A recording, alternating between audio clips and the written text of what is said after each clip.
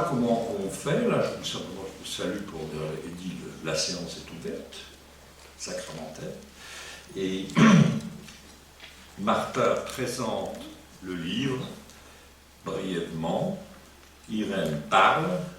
Ensuite, Tiphaine, Martin et moi, dans un ordre qui n'est pas tout à fait, dans ma tête au moins fixé, qui serait peut-être moi, Tiphaine, Martin, ou Tiphaine, moi, Martin, ou Martin. Voilà. Ça, c'est la deuxième partie. Puis, discussion générale sur le pouvoir des mots au Moyen-Âge. Mr. F. Bien, bonjour. Alors, nous sommes donc réunis cet après-midi pour notre entretien de poésie, pour évoquer un livre important, un livre collectif, dirigé par Irène Rosier, des études réunies par Nicole Berrioux, qui est ici présente, Jean-Patrice Boudet, et donc Irène, Le pouvoir des mots au Moyen-Âge. Et peut-être que votre fidélité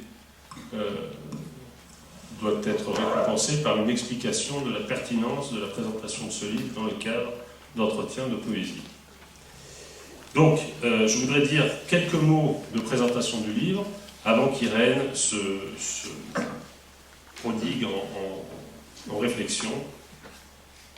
Donc, en 2004, 10 ans après La parole comme acte, sur la grammaire et la sémantique au XIIIe siècle, Irène Rosier a publié un livre somme, très inventif, qui a marqué une date décisive dans l'histoire des idées linguistiques, comme dans celle de la philosophie du langage, un livre qui avait fait grand bruit à l'époque, La parole efficace, signe, rituel, sacre. Elle publie aujourd'hui un volume collectif, intitulé donc « Le pouvoir des mots au Moyen-Âge » et complète ainsi la construction d'un tractatus qui est aussi un traité de théologie politique. Je voudrais donc dire 2 mots en introduction de ce qui relie ces 2 livres et les tourner vers vous, vers nous, rédacteurs et lecteurs de la revue Poésie. Dans sa modestie et sa rigueur, La parole efficace, donc le livre de 2004, nous apprenait un peu mieux ce que parlait le dire.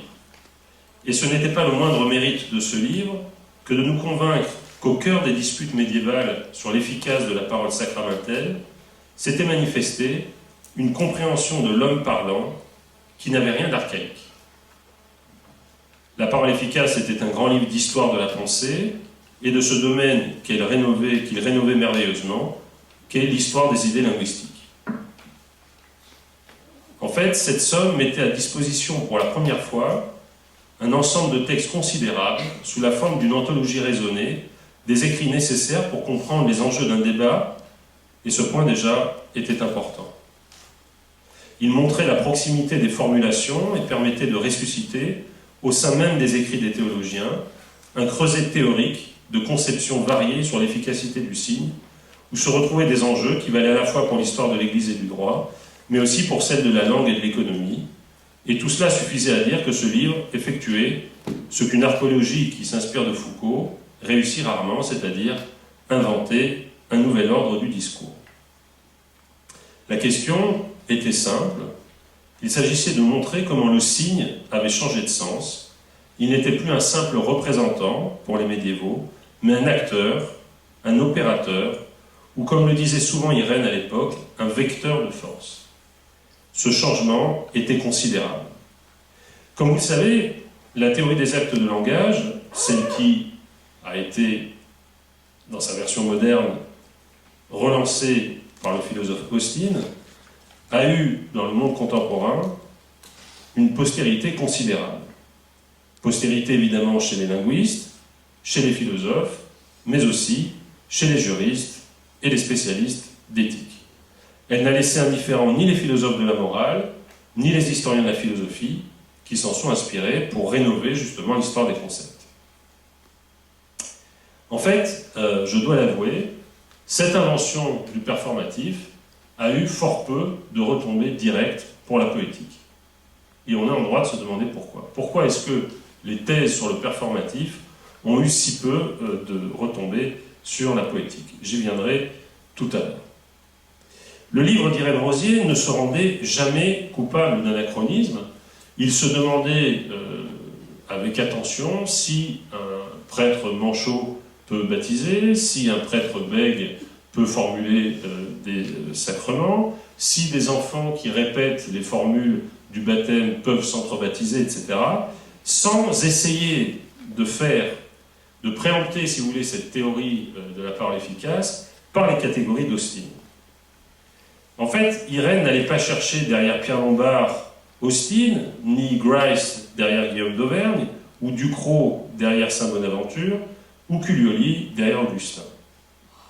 Elle n'essayait pas de faire, en réalité, ce que beaucoup d'historiens des idées font aujourd'hui, une archéologie à l'envers. Ce qu'elle montrait, de manière plus rigoureuse et plus directe, c'est que la théologie des sacrements invente une conception du signe efficace, où le rapport du locutoire et l'illocutoire est l'objet d'analyses raffinées, souvent techniques. Au centre de ce livre, donc, la parole efficace, la parole comme acte, à partir d'une réflexion sur le sacrement.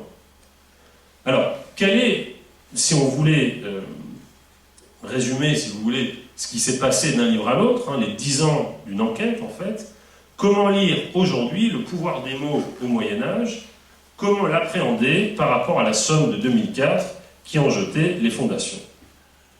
En fait, et pour parodier un titre célèbre, il me semble que ce livre offre à notre réflexion une espèce d'extension du domaine de la lutte.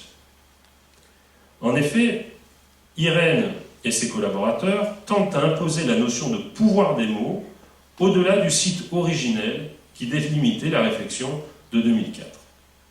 Évidemment, et je pense que Irène est sensible à cette possible critique, on peut se demander si en gagnant en extension, le concept de parole efficace ne perd pas un peu en intention. C'est-à-dire si, à force de s'étendre, le concept ne risque pas de se diluer. En fait, il s'agit dans ce livre, dans cette somme de 600 pages, de se demander ce qui faisait l'efficacité des discours normatifs, leur force, mais aussi comment cette force a été élaborée, pensée dans différents secteurs des activités humaines. Cette activité, par exemple, faisait-elle l'objet d'un discours théorique? Donnait-elle lieu à un enseignement, à une transmission scolaire ou ésotérique?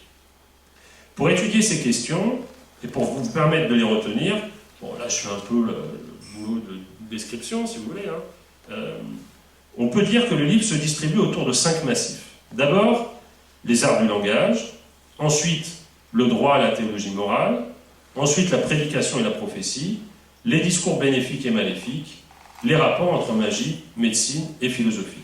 Vous voyez, on va de la rhétorique à la médecine, de la philosophie du langage à la magie, de la prédication au discours politique.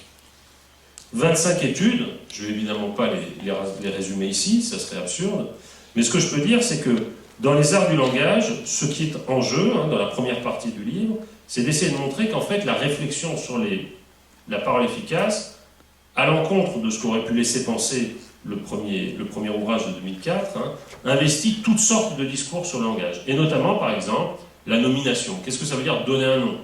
Qu'est-ce que ça veut dire signifier? Qu'est-ce que ça veut dire fabriquer des étymologies? Dans la deuxième partie, sur droit et théologie morale, évidemment, ce qui est au centre, c'est le serment. La querelle du serment porte justement sur les rapports entre institution et intention. Comment est-ce qu'on jure au Moyen-Âge? Est-ce qu'on a besoin d'une espèce de cadre institutionnel pour le faire, etc. La troisième partie, prédication et prophétie, contient des études absolument passionnantes, notamment, je dois dire, sur la parole prophétique, sur le statut de cette parole prophétique, puisque, évidemment, les médiévaux se sont demandé quelle était la vis, la force propre à cette parole prophétique. La quatrième section concerne les discours bénéfiques et les discours maléfiques. Sont étudiés ainsi les exorcismes, les miracles, les visions, les incantations, les maléfices. La cinquième section se penche quant à elle sur la magie et la médecine. Et alors là, c'est un des chapitres les plus étonnants. On s'aperçoit que le rôle des incantations, le rôle des formules magiques était, bien avant que Molière s'en moquât, un lieu très important de la médecine. Je vais non pas, ça sera un peu déplacé peut-être, vous lire les imprécations contre la diarrhée, mais je vais vous lire la prière au kyste, hein, qui mérite toute votre attention. Vous pouvez peut-être la prendre en note si vous avez des problèmes de dermatome. Donc c'est une conjuration contre le kyste qui date du Xe siècle et qui commence comme une adresse, un autre type de poème, peut-être pas amoureux, mais enfin, kyste, petit kyste. Ici tu ne bâtiras ni n'éliras domicile, mais tu t'en iras vers le nord, vers la montagne prochaine. Là tu as un pauvré, un frère. Il te posera une feuille sur la tête, sous la patte du loup, sous la plume de l'aigle, sous la serre de l'aigle, que pour toujours tu te dessèches, puisses-tu te consumer comme un charbon dans l'âtre, te racornir comme crotte sur un mur, sécher comme l'eau dans un seau, devenir aussi petit qu'une graine de lin, et bien moins qu'une hanche de puce, devenir si petit enfin que tu ne seras plus rien. Donc ça veut dire hein, que le médecin, au moment de, je ne sais pas si c'était d'exciser le kyste, hein, ou en tout cas de lui appliquer des onguents, je ne sais quoi, hein, avait l'impression, comme le prêtre, quand il fait le baptême, hein, accompagne la parole d'un geste, le médecin avait lui aussi hein, l'impression que par la parole efficace, hein, il pouvait mieux guérir. Donc vous voyez, on va de la philosophie du langage à la médecine, de la théorie de la magie à la parole politique. Deux articles conclusifs, dont celui d'Hélène Bouchardot hein, et la grande synthèse d'Irène, permettent de donner le cadre épistémologique de ces 600 pages. Alors, ce qu'on peut dire, je crois, c'est que l'extension du domaine de la lutte se mesure à deux plans, et je finirai là-dessus. D'abord d'un point de vue disciplinaire, puisque la parole efficace se concentrait sur la logique, sur la rhétorique et la théologie, tandis que le pouvoir des mots, le nouveau livre, traverse un nombre de champs considérables, logique, rhétorique, théologie, poétique, étymologie, art de la mémoire, art de l'image, droit, politique, prédication, médecine. Et ensuite, on peut dire que la parole efficace tirait sa propre efficace théorique de se concentrer essentiellement sur 3 actes de langage, le baptême, le serment et le mariage, tandis que le pouvoir des mots traite une très vaste gamme d'actes et nous oblige, aujourd'hui, hein, philosophes du langage et poéticiens, à reconsidérer même la notion d'acte de langage. Je les cite, j'en ai fait la liste, hein, mais elle pourrait être plus longue. Signifier, figurer, gaber, motiver, se souvenir, faire se souvenir, illustrer, faire rêver, prêter serment, faire un vœu, promettre au public, annoncer, émouvoir, prophétiser, parler en langue. Hein, il y a un chapitre tout à fait extraordinaire hein, sur la xénolalie, c'est-à-dire hein, sur ces prédicateurs qui, par une espèce de court-circuit linguistique, se mettaient à parler des langues qu'ils ne maîtrisaient point. Hein, et précisément, hein, ce plurilinguisme en acte devant le public donnait à la parole toute son efficace. Donc il y a des discussions tout à fait considérables sur ce point qui précède, avec pratiquement 1000 ans d'antécédence, hein, les discours sur la schizolangue, sur Brisset, etc., etc. Exorciser, faire une incantation, un maléfice, guérir, maudire. Alors, dernier mot, et ce mot, je voulais juste vous présenter le livre, hein, vous en faire une espèce de fiche signalétique. Hein. On peut dire aussi qu'une des différences notable entre les deux entreprises, hein, c'est la part qui est accordée à la magie. Hein, Irène avait travaillé précédemment hein, sur des traités de magie avant même la parole efficace, hein, et là la magie revient en force. Hein, le rapport entre efficacité symbolique et efficacité linguistique nécessite hein, une réflexion rationnelle sur les pouvoirs magiques, et j'insiste parce que tout de suite après l'introduction, hein, Jean-Patrice Boudet et Julien Véronèse ont traduit l'incipit de la somme de la magie sacrée de Béranger Ganel, qui commence par ces mots, hein, et je crois qu'on peut dire qu'il y a une espèce de tension entre les deux volumes, hein, à propos du statut de la magie. La magie est une science qui consiste à contraindre les esprits mauvais et bons par le nom de Dieu, par le nom et par les noms des choses du siècle, d'où il s'ensuit que la magie est une science des mots. La magie, science des mots, puisque tout nom est un mot, toute chose exprimée par la langue, étant un mot qui peut être écrit avec des lettres. Donc je crois qu'il Il n'y a pas simplement, si vous voulez, une extension du domaine de la lutte, il y a aussi une réflexion que je préciserai en ces termes, une différenciation, me semble-t-il, entre le tome de 2004 et celui de 2014, sur le statut de la rationalité, du régime de la rationalité propre à l'efficace symbolique du langage. En fait, on assiste, il me semble, dans ce livre, à une espèce de réflexion transversale, c'est pas la seule, j'en dirai un mot tout à l'heure, sur le rapport entre la naturalité de ce pouvoir ou son caractère magique. Et s'il y a naturalité du pouvoir des mots, de quelle naturalité relève-t-il? C'est, me semble-t-il, un des enjeux d'un livre qui en comporte de très nombreux et tous aussi considérables. Irène Rosier, vous avez la parole. Merci beaucoup à Michel, à Martin, à Tiffaine de me donner la parole, de me permettre de discuter avec eux sur J'espère que ça sera vraiment un dialogue par rapport à la poésie en particulier. Ce que tu disais, Martin, est intéressant. J'essaierai d'en dire un mot à la fin, juste pour vous adresser une question, en fait. Comme j'essaierai de revenir un petit peu du Moyen-Âge à l'époque contemporaine, en abordant quelques questions modernes pour voir que, contemporaines, même violemment contemporaines, en évoquant peut-être la question du blasphème et des signes religieux, qui n'est pas sans rapport avec toutes ces choses.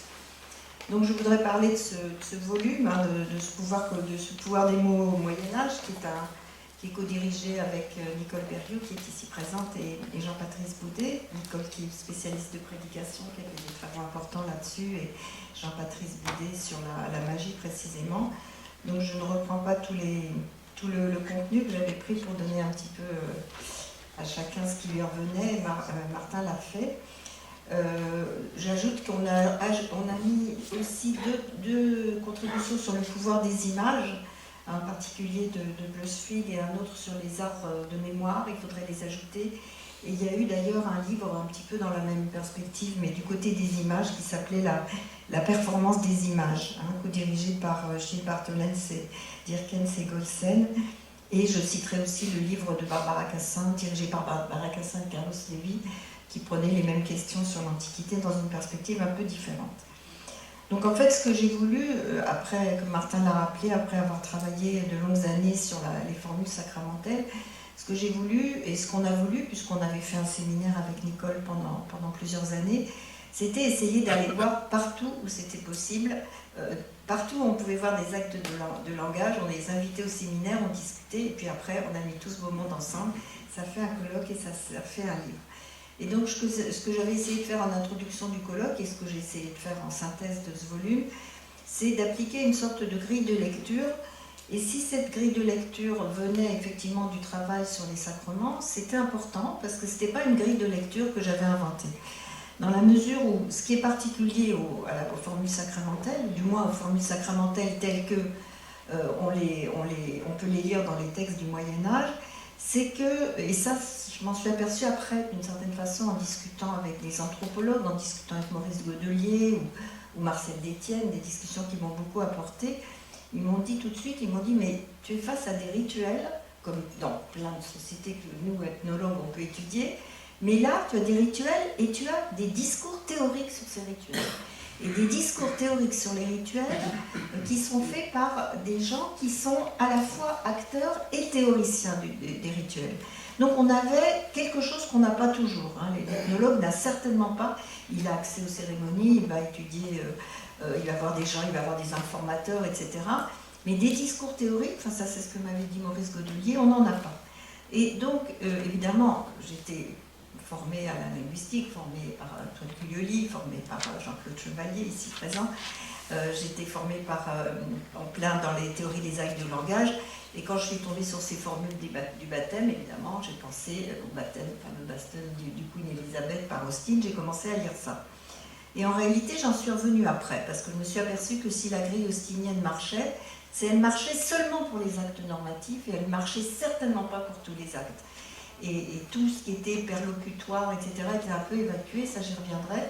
Mais en tout cas, dans ce corpus, dans un premier temps, on avait effectivement des sacrements, on avait des pratiques qui étaient décrites et on avait des théories extrêmement à la fois descriptives, normatives et auto-légitimante. On avait un discours de légitimité, et donc ces actes ne pouvaient être efficaces que parce qu'une parole les décrétait efficaces, et les décrétait efficaces en les séparant des paroles non efficaces ou des conditions, en décrétant des conditions de validité pour écarter tout ce qui était invalide. Et ça, vous allez voir, ça va revenir plusieurs fois. Donc c'est important, c'est un corpus particulier.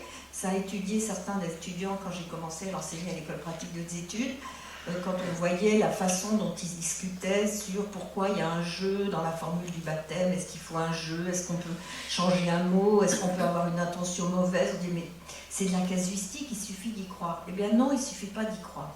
Et j'y reviendrai aussi, la tension était justement entre le dire et le croire. Bien exprimé dans la formule d'Augustin, les sacrements agissent dans le sacrement, non parce qu'on les dit, mais parce qu'on y croit. Non quia dicitur, sed quia creditur.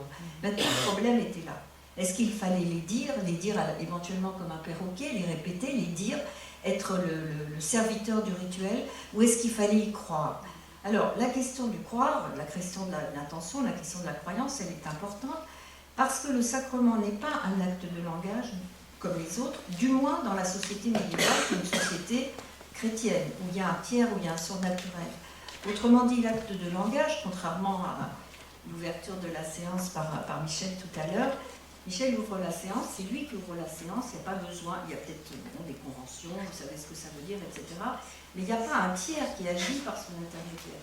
Tandis que le prêtre qui dit « je », le prêtre qui dit « je te baptise », c'est pas lui qui agit, c'est le Christ, du moins dans l'univers de croyance dans lequel on est. D'où le problème du créditur. Est-ce qu'une intention mauvaise du prêtre pouvait peser sur la décision du Christ, ou de Dieu, selon les croyances, de Dieu, disons du Christ, de conférer la grâce dans le sacrement? On avait deux agents, on avait toujours ce tiers derrière. Et ça me semble important parce que ça nous donne à réfléchir quand on a l'impression qu'on parle et qu'on adresse des paroles à autrui, qu'on les insulte, etc. On a l'impression qu'on est dans un face-à-face, comme si on était, comme Sven me regarde là, comme si on était toutes les deux en train de se parler, et que l'effet de ce que je dis et l'effet de la réception ne dépendait strictement que de nous deux. Eh bien non. Et le fait que là, il y ait toujours ce tiers, il y ait toujours ce Dieu, on baptise au nom du Christ, on prête serment sur la Bible, il y a toujours ce tiers comme quoi, justement, comme garant, comme extérieur, enfin c'est pas le tiers lacanien, mais il y a quelque chose là, il y a toujours quelque chose d'autre qu'un simple face-à-face entre deux personnes. Et ça aussi, c'était quelque chose que la théorie, enfin les textes médiévaux réfléchissaient, discutaient. Il y a des pages et des pages et des pages sur les sacrements. Donc après, ce qu'on a voulu faire, avec Nicole, avec d'autres amis, on a essayé de voir justement en quoi, c'était quelque chose qui était particulier à la pensée chrétienne, au monde médiéval. Bon, on n'en savait rien. On a été voir dans tout un tas de corpus, avec des historiens, des spécialistes de littérature, des spécialistes de droit. Enfin, on a essayé de voir. Et d'ailleurs, si on a fait ce colloque, il faut le dire, c'est qu'il y a eu des très belles thèses qui ont été produites. La thèse de Baptiste de Laurenti sur les incantations, la thèse de Florence Schaff sur l'exorcisme, de Julien Véronèse sur les arts magiques. Il y a eu beaucoup de travaux de jeunes chercheurs qui a fait qu'on a eu envie d'y réfléchir tous ensemble. Voilà. Donc on avait dans les rituels sacramentels 3 gros éléments. On avait des propriétés des discours, donc la formule, quelque chose dans la formule, avec tous les problèmes discutés par Bourdieu. Est-ce que c'est la formule elle-même? En tout cas pour les théologiens médiévaux, ça faisait quelque chose que les formules étaient comme elles étaient. Elles étaient prononcées, il y avait sur les 7 formules sacramentelles, il y en avait 6 à la première personne, donc avec des performatives, je te baptise, etc. Et puis il y avait cette formule tout à fait bizarre, qui n'avait pas l'air, elle, de dire ce qu'elle fait, idéfici quod figurat, la formule de la consacration eucharistique. Ceci est mon corps. Ceci est mon corps, ça a l'air d'être un énoncé assertif, descriptif. Or, c'était une formule opérative, donc il fallait y réfléchir. Le deuxième point, c'était les dispositions des protagonistes. Donc, qui prononce la formule? Est-ce que le locuteur, est-ce que le prêtre a une légitimité? Et toujours en négatif, les conditions invalidantes. On prenait le prêtre qui devait être le seul à prononcer la formule, et en creux, il y avait tous les mauvais. Les schismatiques, les hérétiques, ceux qui prononçaient les formules pour jouer, les enfants, mais aussi les fous, les hébris, on ne peut pas traduire, on dirait les bourrés, les gens bourrés, les alcooliques, ceux qui avaient trop bu au moment de prononcer la formule. Enfin, toute la gamme de responsabilités pour les actes juridiques, on les retrouvait questionnés au niveau des dispositions des protagonistes, avec aussi les dispositions de l'autre protagoniste. Autrement dit, est-ce qu'il faut être d'accord pour recevoir le sacrement? Et ça, c'était un cas théorique qui était discuté et qui rejaillissait sur un cas pratique. Hein. On connaît le scandale du baptême des enfants juifs en Angleterre. On pouvait baptiser malgré leur intention, et l'intention des parents quand c'était des enfants, parce qu'on les considérait quasiment on considérait ça comme un cas de mort. Quoi. Ils étaient en danger de mort, donc il fallait les sauver malgré eux. Donc le cas des baptêmes forcés était un cas pratique, disons, hein, qui a été relayé par des discussions théoriques. Donc c'est ce qu'on appelle en acte de langage l'uptake, c'est-à-dire quel est l'effet de la réception et de l'acquiescement à l'acte de langage. Si j'injure quelqu'un et qu'il ne comprend pas la langue, ou qu'il n'a pas envie d'être insulté, ou que ça le fait plutôt rire, est-ce que c'est le même acte que celui que j'ai toujours le conflit des intentions, hein, avec les règles derrière, comme tiens. Et évidemment, la question du rituel. Est-ce que des paroles identiques prononcées en l'absence du rituel pouvaient marcher? Quel est le rôle du rituel? Dans le rituel, il y a évidemment les assistances, l'assistance, la communauté, tout l'univers de croyance. Donc c'est ce que, en gros, là, pour les actes normatifs, on retrouvait plus ou moins ce que Austin aura appelé après la procédure, hein, l'idée qu'on a une procédure d'ensemble qui noue tous ces éléments.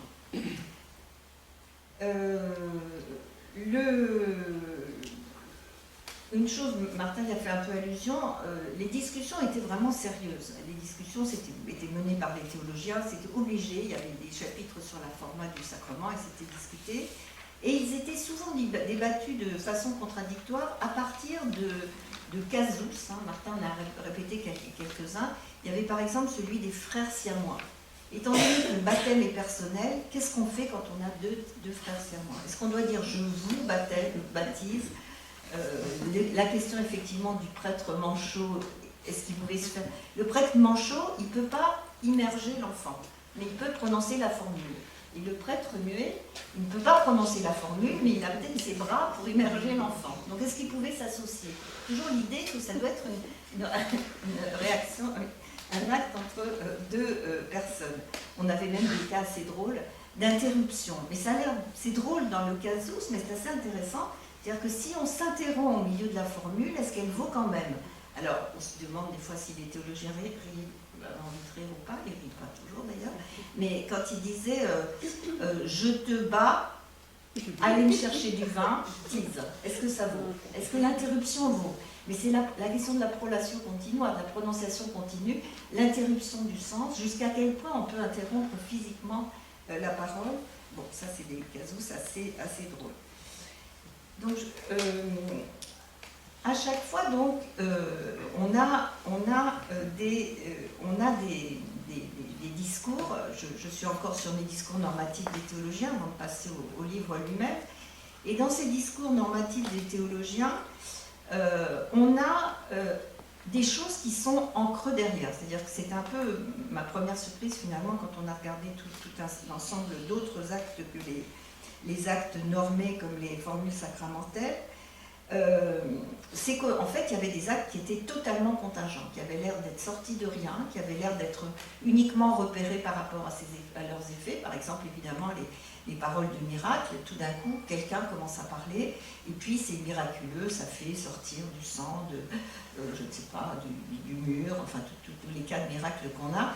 Sauf que ça a l'air contingent et totalement improvisé. Sauf qu'il faut un discours pour légitimer cela, c'est-à-dire pour dire que c'est comme pour les visions, il y a quand même une instance qui, à un moment donné, décide de le mettre dans un procès de canonisation ou dans un recueil d'exemplaires, parce que quelqu'un qui a une vision, on peut très bien la déclarer totalement folle et la faire enfermer, ou alors la déclarer sainte. Donc même dans des actes comme ça, qui ne dépendent pas de convention. Il n'y a pas de convention d'acte de langage, de cri qui fait que ça fait saigner un mur. Il y a quand même quelque chose qui est normé, il y a quand même le tiers qui juge à ce moment-là. Donc, trois éléments avant d'aller vraiment plus précisément vers le corpus dont je m'approche. 3 éléments. Premièrement, qu'il faut mettre un peu en regard de ces discours normatifs. Et je dirais que c'est presque des éléments qui nous font réfléchir à la fois par rapport à Austin et par rapport à aujourd'hui. Le premier point, c'est dans cette société hyper normée, et je crois que si on demande aux passants ce qu'est pour lui le Moyen-Âge, c'est une société religieuse, normée, contraignante, barricadée, qui impose des choses aux consciences. Premièrement, on a des discours théologiques éminemment contradictoires. Et là, ça nous donne à réfléchir sur ce que c'est qu'un discours normatif.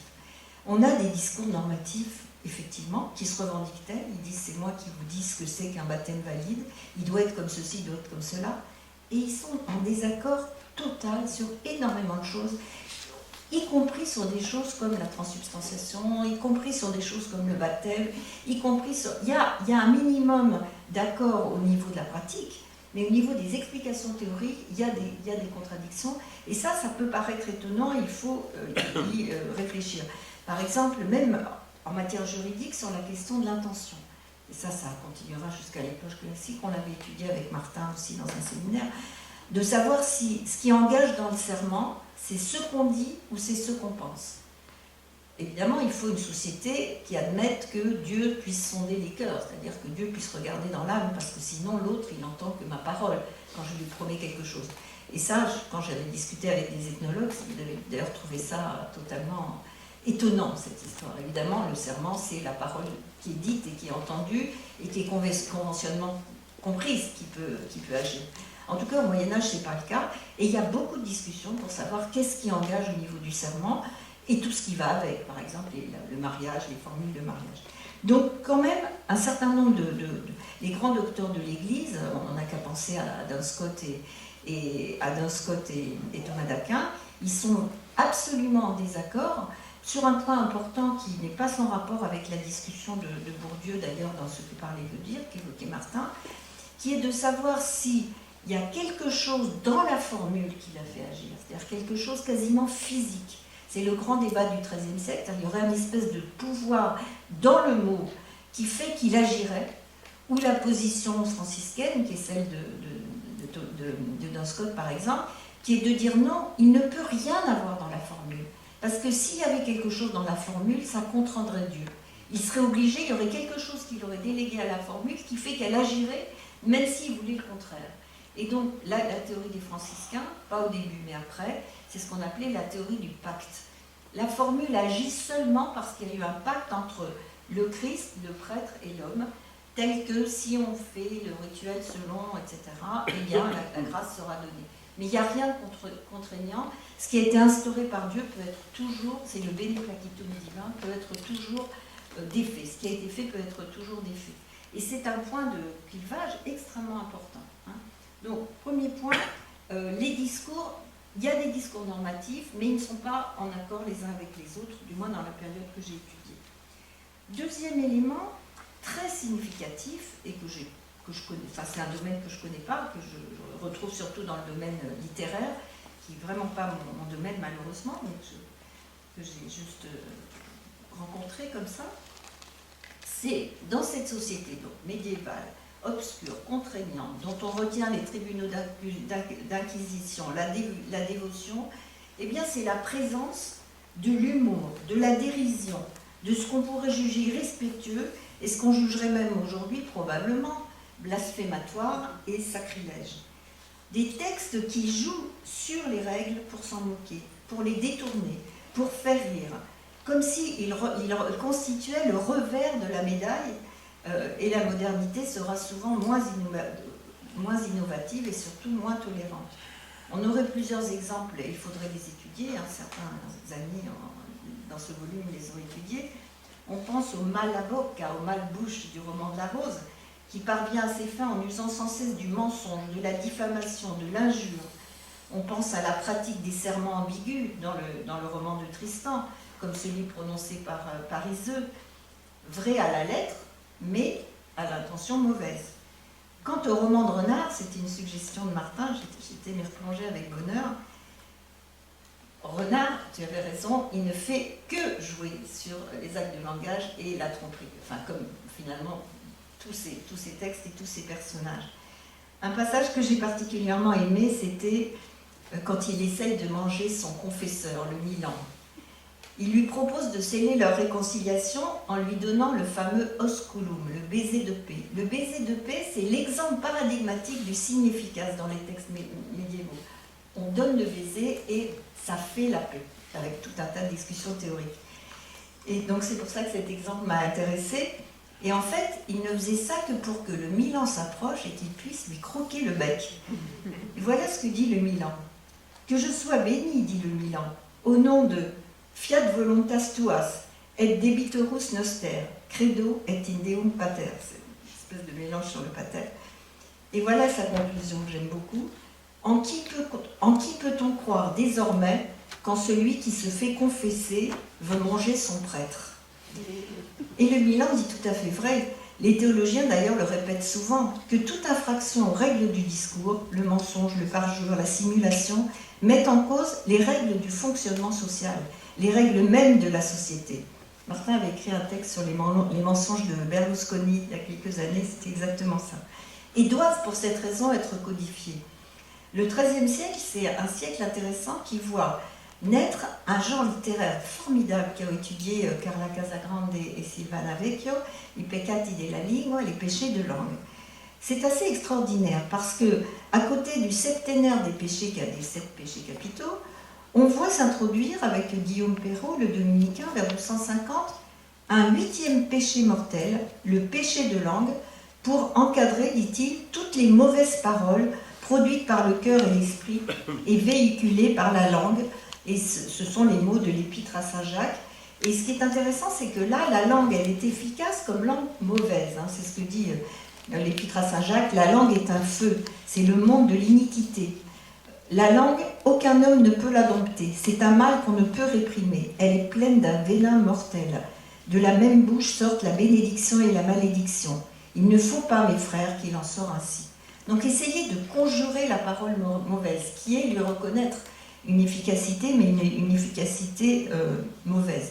Évidemment, il fallait arrêter cette parole mauvaise pour qu'on ne puisse pas douter que la parole autorisée fût une parole bonne. C'était vraiment le revers là aussi. Et les punitions d'ailleurs sont intéressantes parce qu'elles jouent sur la loi du contrapasso. C'est-à-dire que celui qui est puni par la langue celui qui a péché par la langue sera puni par la langue. C'est l'image qu'on a pris d'ailleurs que Giacomo Gambale nous a trouvé pour la couverture. On coupe la langue, on perce la langue, on la représente comme fendue. La punition du blasphème fait l'objet de descriptions de ce genre et, à partir du XVIe siècle, de punitions de ce genre, de châtiments violents. Et d'ailleurs, on sait que le chevalier de la Barre, dernier condamné à mort pour blasphème en français, aura la langue coupée par le bourreau avant d'être décapité et brûlé. Le troisième élément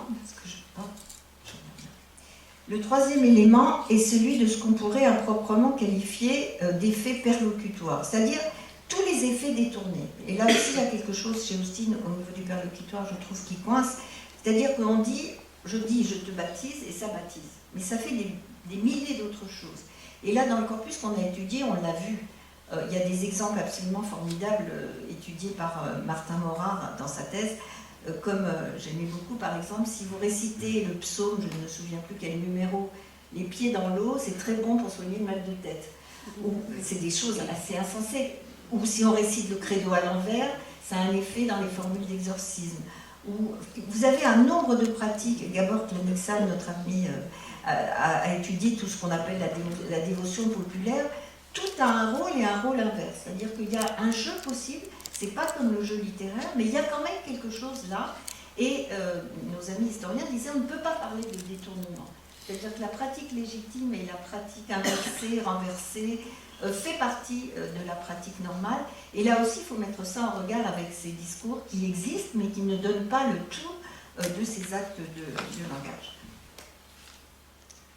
Donc, en fait, on a un certain nombre de traits comme ça qu'on peut repérer dans tous ces actes de langage. On a, d'une part, le continuum qui va des actes extrêmement normés jusqu'aux actes imprévisibles, hein, j'en ai déjà parlé, avec, pour les actes normés, la nécessité de discours qui les déclarent. Le je te baptise ne vaut que parce qu'on le déclare et qu'on fait en sorte que les gens y croient. Sinon, il n'a pas en soi, c'est une séquence linguistique comme une autre, dans un rituel comme une autre. Donc, l'acte apparaît indissociable du discours tenu sur l'acte, j'en ai déjà dit un mot. Ceci est vrai pour distinguer donc le licite de l'illicite, le légitime de l'illégitime, et pour distinguer la formule avec son vrai effet de tous les usages déviants. Alors on a évidemment d'autres types de discours légitimement plutôt. On a bien sûr le discours des juristes, enfin dans le droit canon, on a les mêmes théories que dans les traités théologiques sur le parjure, le serment, le mensonge, le blasphème, etc. On a un énorme corpus ici. Le deuxième point, on l'a dit, Martin l'avait dit tout à l'heure, le fait que pour certains de ces actes, on a des discours, et pour d'autres, on n'en a pas. On n'en a pas. Pour les incantations en partie, pour la magie, on a des prescriptions, on a des grimoires, ce qu'on voit dans les dessins animés encore de Walt Disney quand il reprend un peu simplement la question de la magie. On a des grimoires, on a des listes de noms, on a des choses comme ça. Et on a des listes de charmes, enfin ça a été bien étudié. On a des textes de pratique en fait, et là on n'a pas les textes théoriques.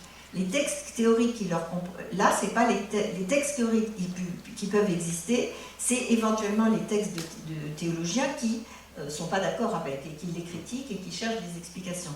Mais là les textes ne sont pas produits par les praticiens, si on peut dire. Sur les discours, alors, on a un nombre, je ne vais pas reprendre ça, mais je les énumère seulement. On a beaucoup d'actes différents. Hein. On a des actes, j'en avais noté 6 types. Hein. On a des formules qui visent à agir sur l'autre, comme des formules sacramentelles, mais comme des malédictions, comme des bénédictions. Et en général, dans ce cas-là, la coopération de l'interlocuteur n'est pas forcément requise. C'est-à-dire que celui qui lance une malédiction, l'autre peut ou non se sentir béni, baptisé, etc. Mais on prend plutôt l'acte dans sa direction vers l'autre. Deuxième type, on a les formules d'engagement. Alors là, c'est très important. À l'inverse, les formules d'engagement impliquent toujours 2 personnes dans un pacte. On a la promesse, le serment, le mariage, le vœu. Le vœu est intéressant parce que, dans beaucoup de cas, le vœu s'adresse à Dieu. C'est un vœu même silencieux parfois. Donc là, vous voyez l'importance de cet engagement par rapport à un autre qui est celui auquel on croit. Il y a des vœux qu'on se fait à soi-même. Encore maintenant, on se fait des espèces de petits pactes dans sa tête quand on est un petit peu superstitieux, comme tout le monde, je crois. Le troisième type, ce sont des énoncés incitatifs. Alors là, il y en a tout, comme partout, il y en a vraiment beaucoup. Tout ce qui est invocation, exhortation, prière, conjuration, adjuration, exorcisme, qui peuvent être adressés évidemment à un être surnaturel, à un démon. Il est interdit de s'adresser au démon, mais la formule d'exorcisme, elle s'adresse à un démon. Et là, il y a des textes aussi que Florence Chat avait étudiés, formidables, des convocations de démons pour le sommer de partir et de quitter le corps du possédé. Quatrièmement, les énoncés qui visent la transformation de l'état mental de l'auditeur, ses opinions, ses sentiments, à susciter une croyance, à susciter la confiance. On a par exemple la médisance, on a la diffamation, on a aussi les discours rhétoriques dans cet ordre d'idées, les harangues politiques, etc. On a les discours de nuisance, très très bien étudiés, cette fameuse potentia nocendi des discours, les injures, insultes, dérisions, médisance. Et enfin, on a les discours sur les choses, qui ne sont pas trop considérés dans les théories modernes, mais qui, là, à l'époque, évidemment, sont considérés. La formule de la consécration eucharistique, elle ne vise pas à agir sur l'autre, du moins pas directement, mais elle vise à agir sur le pain pour le transformer en corps de Christ. C'est comme l'abracadabra de la pierre philosophale ou autre. On peut prendre aussi tous ces différents actes de langage par rapport à leurs effets. On pourrait analyser les effets attendus, les effets imprévisibles. Donc ça pourrait être une grille de lecture. La question du tiers, j'en ai déjà parlé. L'idée que le prêtre parle au nom d'eux. Il y a toujours une cause première, une cause seconde. Et ça, c'est quelque chose sur lequel on pourrait revenir et que l'on trouve d'ailleurs parfois dans les formules elles-mêmes.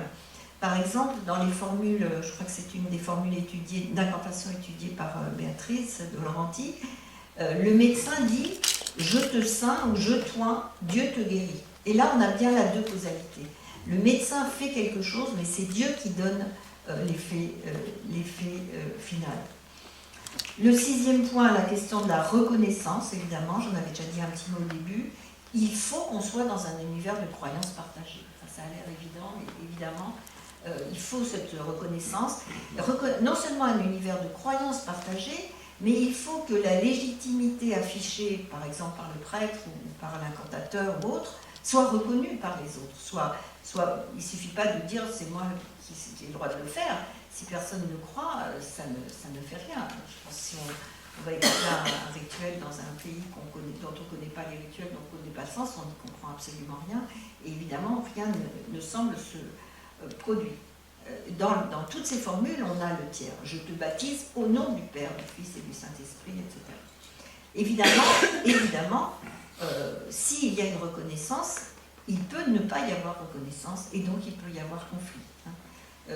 Les accusations, évidemment le blasphème tourne un peu autour de toutes ces choses, mais les accusations de blasphème, elles ont été croisées dans tous les sens. Chacun peut s'accuser de blasphémer au nom de quelque chose à l'intérieur de lui-même, d'une religion. Donc il y a des discours multiples pour un même acte. L'exemple des incantations est d'ailleurs intéressant. On voit des discours contradictoires. On voit ce que dit le théologien, on voit aussi ce que dit le médecin ou le faux médecin. L'exemple intéressant, c'est l'exemple de la petite vieille de la sorcière. La sorcière, elle a l'air avec ses incantations, de guérir. Et il y a des tas de gens qui viennent la voir, la petite rebuteuse, la petite sorcière, etc. Et le médecin dit non, ça ne marche pas. Ou alors, si ça marche parce que le démon l'a envoûtée, et comme elle était faible, il a réussi à l'envoûter et à assurer la guérison pour lui prendre son âme. Mais d'une certaine façon, en disant ça, c'est reconnaître que ce qu'elle a fait a une efficacité. Mais pas une efficacité comme elle aurait dû se produire et comme lui revendique de la faire. Donc il y a des discours de légitimité qui sont en fait faits pour garantir son précaré et sa clientèle, on dirait aujourd'hui. C'est des discours auto-légitimants. Donc je laisse tout ça. La dimension théologico-morale, on l'a vu, autour de l'intention, de la croyance, etc.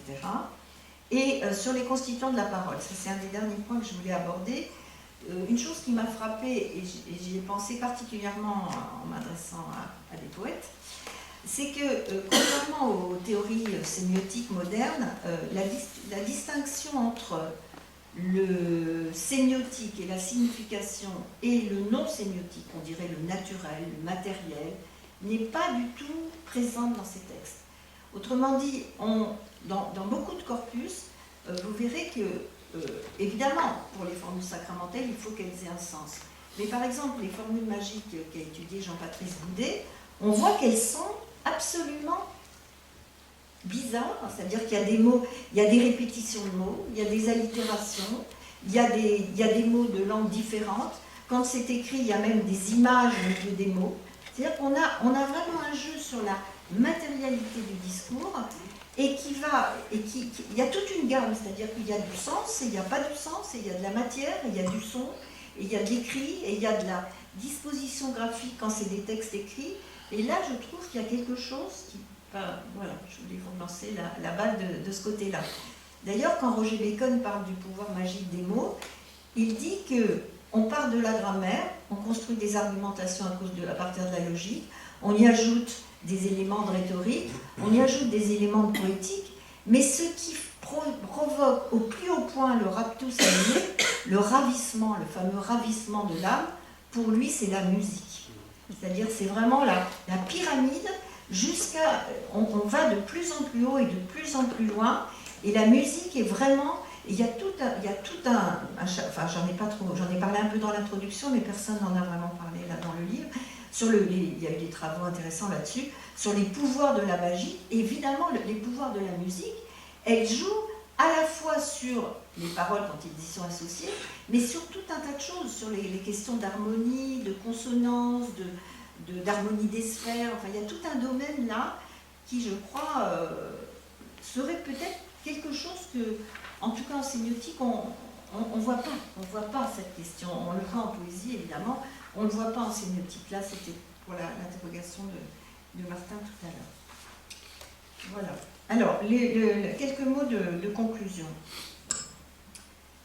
Évidemment, on a vu un certain nombre d'exemples, et c'est des exemples historiques, et ce n'est pas l'histoire qui peut régler les problèmes d'aujourd'hui. Néanmoins, on a quand même des éléments qui peuvent nous faire réfléchir aujourd'hui. Par exemple, le lien entre l'acte de langage et le discours qui l'encadre, hein, un acte illocutoire. Il y a un double acte en fait. Quand on a un acte de langage comme je te baptise, il y a en même temps, il est performatif à un certain niveau, mais le discours du théologien qui le déclare performatif, il est performatif à un deuxième niveau. Il y a cette double performativité dans le discours normatif. Évidemment, on pourrait exposer le cas, on pourrait penser au cas du blasphème. On ne peut pas ne pas y penser dans le contexte actuel. C'est un peu risqué parce que c'est difficile de prendre position, et puis c'est pas du tout je dirais, c'est pas ni le lieu ni le moment par rapport à ça. On pourrait penser aussi à la question des signes efficaces, et d'ailleurs dans l'introduction de mon livre en 2004, Alain de Libérin avait fait une belle introduction sur les signes religieux. En fait, c'est la dimension politique de ça qui est en jeu, évidemment. Certains disaient, mais le foulard, c'est un signe pour faire joli, c'est juste un signe de coquetterie. Qui décide ce que c'est un signe de coquetterie? C'est moi, c'est toi, c'est elle, c'est la société d'ici, la société de là-bas. Évidemment, dans la définition, et c'est ce que Alain voulait dire, puisqu'on était dans ce débat, que la signification d'un signe et son efficacité, il était question surtout d'efficacité, hein, de fonction cognitive et de fonction opérative, eh bien, on voyait qu'elle était politique. C'était le foulard. Maintenant, vous voyez dans la presse récemment, ces questions maintenant sur la longueur de la jupe. Là, ça devient drôle quand même. Il y a jupe et jupe. Il y a longueur de jupe et longueur de jupe. Enfin bon, c'est un signe. C'est quoi? C'est un signe qu'on déclare efficace ou pas. Alors, évidemment, peut-être j'en parlerai après. Je sais que Martin va en parler du blasphème. Il y aurait beaucoup à dire sur la dimension individuelle et la dimension sociale, sur l'espace de négociation qui est possible ou pas, sur la définition justement du sens des signes. Dans un contexte privé, on peut toujours s'expliquer si on n'est pas d'accord sur le sens d'un signe. Je repensais à pour un oui, pour un non de Nathalie Sarraute. Quand les deux amis sont brouillés, ils restent sans se parler pendant longtemps, mais à un moment donné, on revient et l'un dit « mais pourquoi tu étais fâché ?» Moi, j'ai trouvé que ce que tu m'as dit était insultant. Et l'autre dit « mais c'était pas insultant ». Ils sont toujours pas d'accord après la discussion, mais au moins ils ont pu se le dire sur quoi. Tandis que quand on a un espace de négociation, un espace dialogique, finalement on pense à Batkin, des gens comme ça, quand on a un espace de négociation qui n'existe pas, on ne peut pas se parler. Donc on ne peut pas dire c'est moi, la loi c'est la mienne et la loi c'est la tienne. La loi c'est celle de la majorité, la loi c'est celle de la minorité. Il y a quelque chose comme ça dans ces conflits d'interprétation qu'on voit même dans des sociétés normées et même avec la distance qu'impose l'histoire, il y a peut-être quelque chose qui peut nous faire réfléchir aujourd'hui. Mais ça, je ne veux pas en parler, on en parlera peut-être tout à l'heure. Je vous remercie. Merci beaucoup.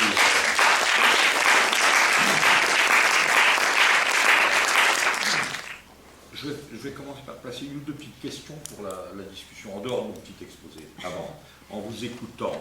Parce qu'au fond, moi, je vais descendre à aujourd'hui. En quoi ce savoir intéresse la poétique, oui, poétique.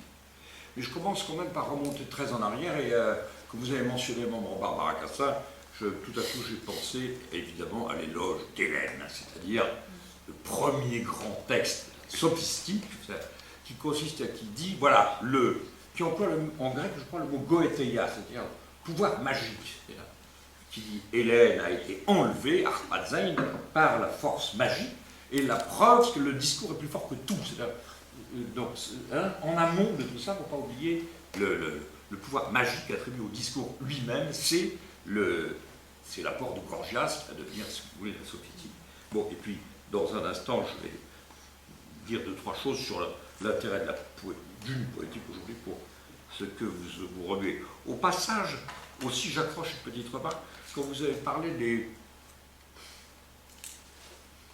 des rituels, en somme, qui n'ont pas leur théologien. Mais je me demande si c'est possible. Vous avez cité d'Étienne. Je me demande s'il n'y a jamais eu de la théologie quelque part, ou de théologie sans théologien. Et je dis ça, c'est une question, parce que vous vous rappelez sans doute le premier livre d'Hésiode. Hésiode, c'est Dieu et les hommes, et c'est un discours théologique avec cette phrase fameuse, c'était en ce temps-là que les dieux et les hommes se séparaient. Ekrenunto, la crise. La crise était là au début, et continue, bien entendu. Alors, ce que je veux dire, c'est que peut-il y avoir du divin, en quelque façon, du théion, sans qu'il y ait du théologique? Et alors, est-ce que Hésiode n'était pas le théologien? Bon, oui, ça. Alors, je vais maintenant aller à ce que j'ai prévu, en abrégeant beaucoup.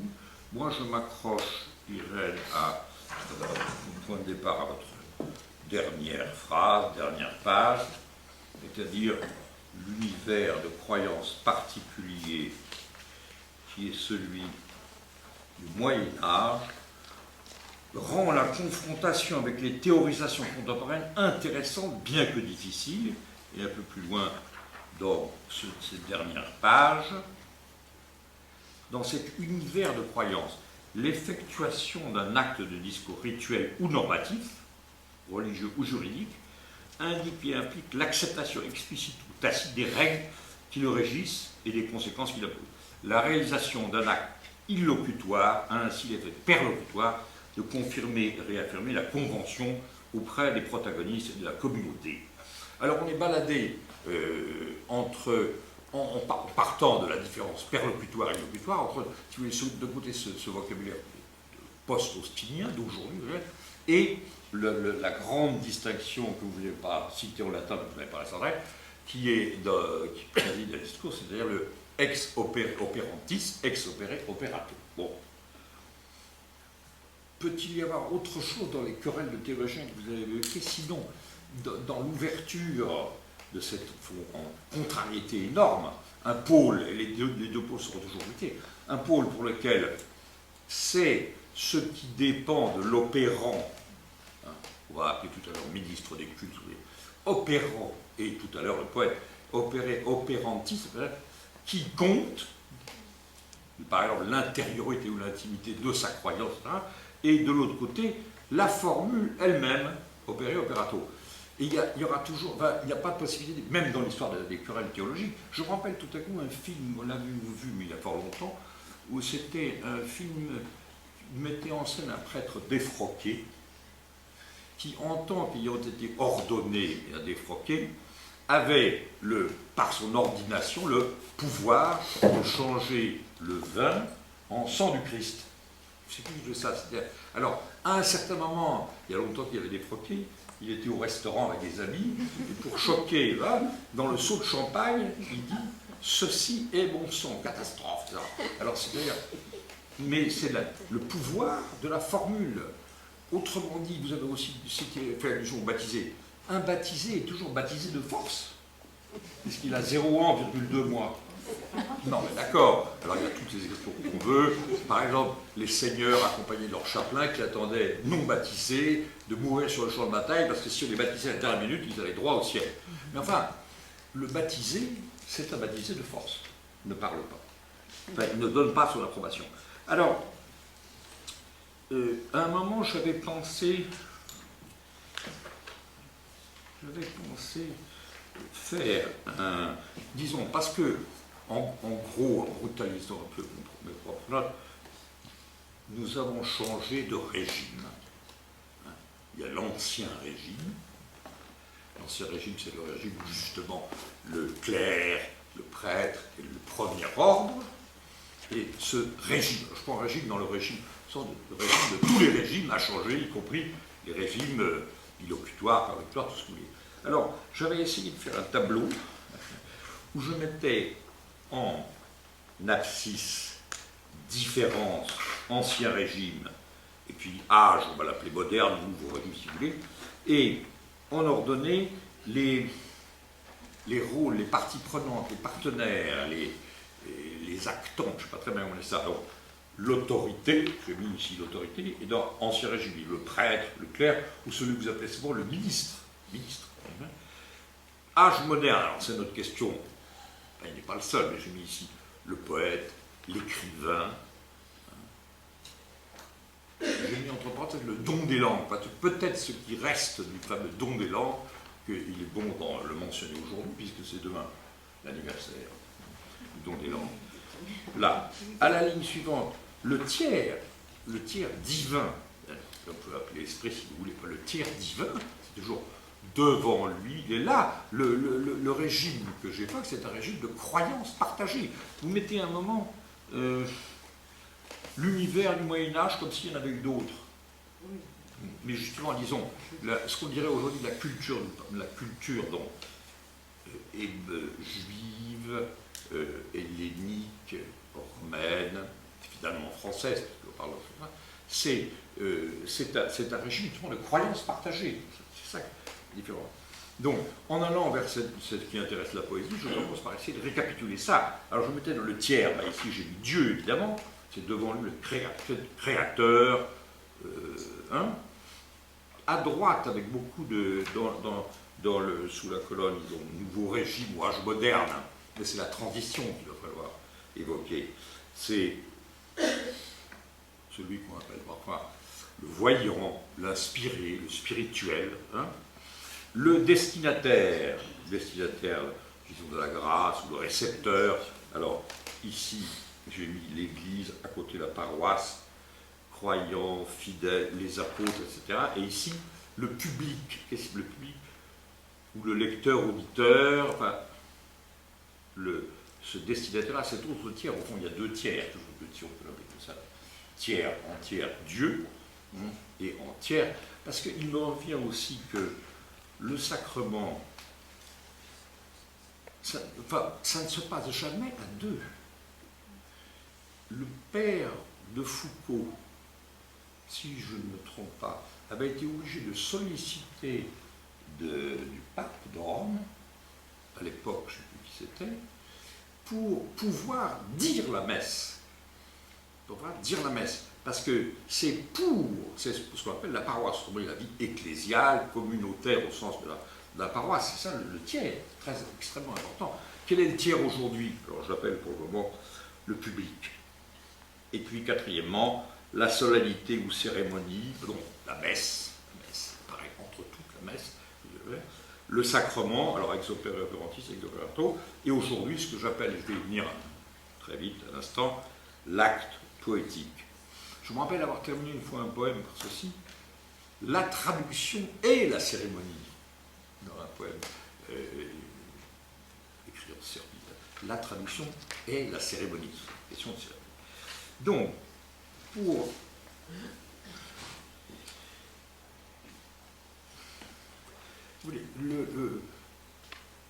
le rapport à l'austinisme, l'augustinisme, l'austinisme, pour le montrer en quoi il intéresse la poétique, je transforme la formule programmatiquement de la façon suivante, je dis qu'en faire, c'est dire. Le poème fait. Donc le programme tient dans cette formule qu'en faire, c'est dire. Qu'est-ce qui se passe? Qu'en faire, c'est dire. Faire. Poyer. Faire, c'est dire. Alors, évidemment, la partie difficile, ce serait dans cette espèce de synopsis, on parle d'un ancien régime qui essaie de considérer l'aujourd'hui, ce serait la transition.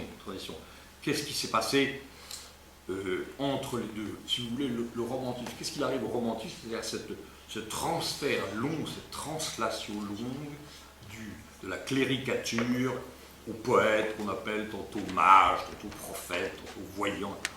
Toute cette affaire-là, cette longue affaire-là, dont on peut dire qu'elle a pris 2 siècles, si on veut dire, du XVIIIe siècle anglais, et le romantisme, la fin du romantisme, à la fin du XXe siècle. Alors, c'est-à-dire cet intermédiaire-là, hein, qu'il faudrait considérer longuement, où il arrive tellement de choses étonnantes, ou même après tout, le poète maudit, en tant que maudit, hérite de la situation de la caricature, de l'inquiétude sur les pouvoirs de la parole, les pouvoirs de la transformation, la formule magique, tout ce qui continue à être véhiculé par des croyances dans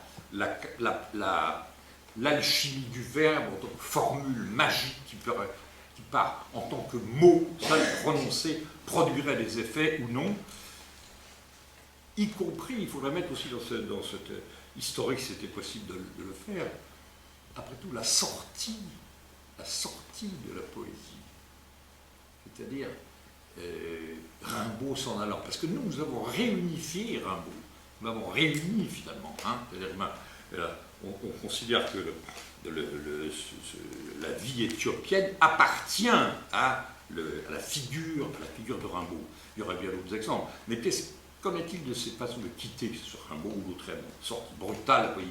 Qu'en est-il? Tout ça serait évidemment très très long à même évoquer convenablement, sans oublier eh bien, le langage en tant que mot pur, donner un sens plus pur, c'est-à-dire Mallarmé. Donc il ne faut pas oublier que pour lui la messe était le modèle de la cérémonie qui devait remplacer et tant d'autres choses très importantes, enfin, décisives dans ce siècle, y compris peut-être la croyance, je fais allusion ici aux philosophes, de même que le prophète disait dans la langue sacrée l'alliance, c'est la loi, hein. De même, avec beaucoup de précautions et de guillemets, mais le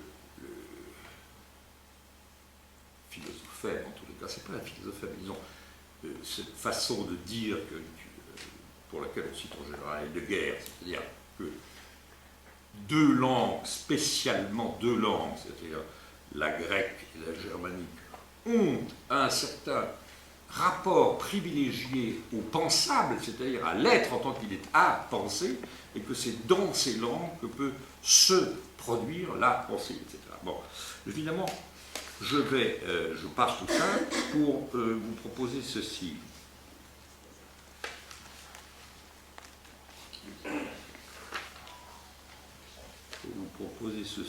Eh bien, c'est une manière de répondre en sautant pas mal d'intermédiaires à la question et aujourd'hui. Alors je vais prendre, si vous voulez bien, en ce qui concerne une certaine performativité du poétique. Je vais prendre un ton autobiographique faisant allusion à mon expérience. Je dirais que si on pose la question relativement aux dernières chances pour la félicité, au sens austinien, la félicité de performatif spécifique. Autrement dit, qu'est-ce que je veux dire par l'expression quand faire, c'est dire. Alors, je distingue dans l'héritage, par l'héritage, je ramasse tout ce à quoi je vais faire une allusion très plus que précipitée, le transfert, pour lequel d'ailleurs, si vous me permettez de le citer, j'avais aussi suggéré une formule du genre « après avoir fait de la profanation avec de la révélation », nous avons à faire de la révélation et de la profanation. Une autre révélation et profanation. Hein. Profanation. L'exemple le plus simple à mettre cette formule, c'est de considérer l'histoire de la peinture. C'est-à-dire la peinture, pour illustrer la formule, faire de la profanation et de la révélation, il n'est que de penser à la peinture au long des siècles, qui représente des femmes adorables, qui s'appellent la Vierge Marie. Il y a une profanation, l'icono dangereuse, et comment faire de la révélation, c'est-à-dire quel genre d'illumination, si le mot nous viendra un mot, faire quel éclairage, si vous préférez, quel usage de clairvoyance aujourd'hui, avec donc les reliques qui sont transmises par la profanation en question. Alors, je vais me borner ici pour éclairer vaguement cette formule du faire, c'est dire. Je vais évoquer ces deux choses distinctes, distinguer deux aspects de cette occupation poétique la plus innocente de toutes. De deux façonnettes, tiens, une formule aussi dont je ne sais plus avec quel auteur, du poète sans état. Le poète est devenu sans état. Sans état, ça veut dire justement, il n'est pas du premier ordre, ni du deuxième, ni peut-être du troisième. Sans état, poète sans état. Alors, première, je distingue, si vous voulez, l'acte poétique et l'opération poétique. L'acte poétique, je dis nous pour faire allusion très rapidement à des expériences, des moments d'une vie à plusieurs. L'acte poétique, nous l'avions appelé, du temps de la revue de poésie, la phalène. C'est un mot que Yomi avait trouvé dans Gérard de Nerval. Qu'est-ce que c'est que ça? C'est une intervention, une sortie. Il employait aussi volontiers, nous employons le terme de sortie. Au fond, l'acte poétique comme sortie. Sortie, ça renvoie à deux choses principales, je crois. Le quichotisme.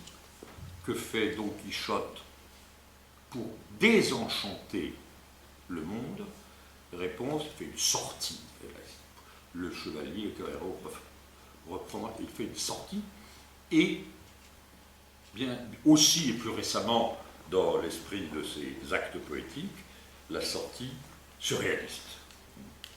Breton et Julien Gracq prendre le train à la gare d'Austerlitz pour aller, vous ne savez pas où, et là faire quelque chose, un acte poétique.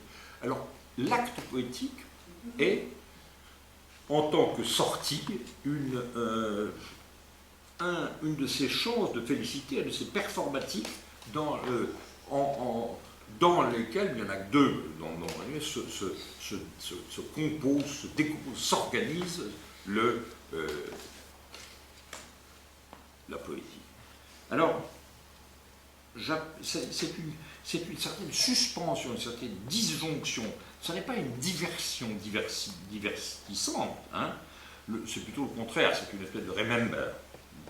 Parfois, je l'ai appelé dévotion, en confiant à Rimbaud et à Dumézil, c'est-à-dire à Rome, et dans le sens dévotion, et à Dumézil dans son explication,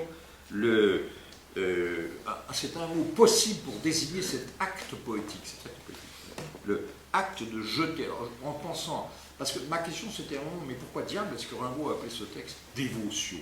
Alors, j'avais non pas trouvé une réponse, mais lu à peu près à ce moment-là, cette chose. Dumézil dit qu'est-ce que c'est que la dévotion? Et Arthur Rimbaud était à la dévotion, c'est quand en l'occurrence très précisément un général romain jette ses dernières forces dans la bataille, joue ses dernières cartes, se porte dans le combat spirituel, pourquoi pas, c'est Rimbaud, pour renverser les choses. Il y a quelque chose de cet ordre-là, même si c'est vainement, comme aurait dit Mallarmé, néanmoins quelque chose dans la sortie.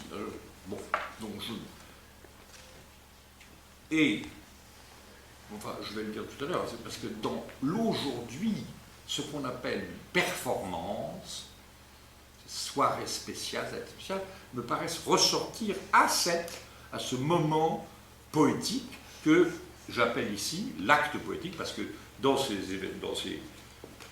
sorties, expériences relatées dans la rue de poésie, dans pas mal de livres, il était question de ça. Donc, d'une part, l'acte poétique, le qui tout double, l'affrontement, la délusion. Deuxièmement, l'opération poétique. Alors, qu'est-ce que c'est que l'opération poétique? Le poème, dans son écrit, sa diction, ça revient au même, sa verbalité, sa langagerie, pour ne pas dire sa langue historique, sa langagerie, que fait-il? Il dit ce que fait une chose, ou plutôt il dit ce qu'il fait en faisant comme ce que fait une chose. Pour me faire comprendre rapidement, beaucoup de textes de Ponge répondent à cette question. Que fait l'huître? Que fait le soleil? Que fait l'électricité? J'ai pris un exemple, je sais plus où je l'ai mis.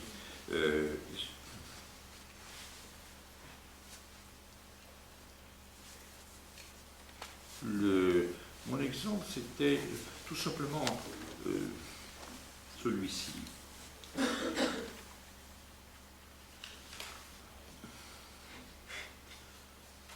L'expression lexicalisée, l'orage menace.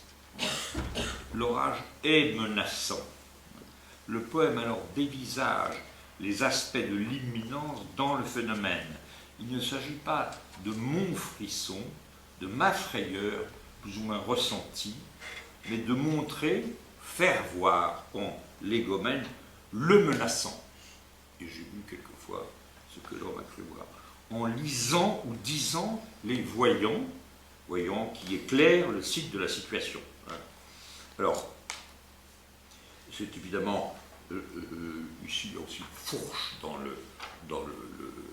la poétique actuelle, et pour évoquer l'autre branche, cette citation de Léris, que j'ai trouvée dans le numéro de critique l'avant-dernier, c'est Léris qui parle.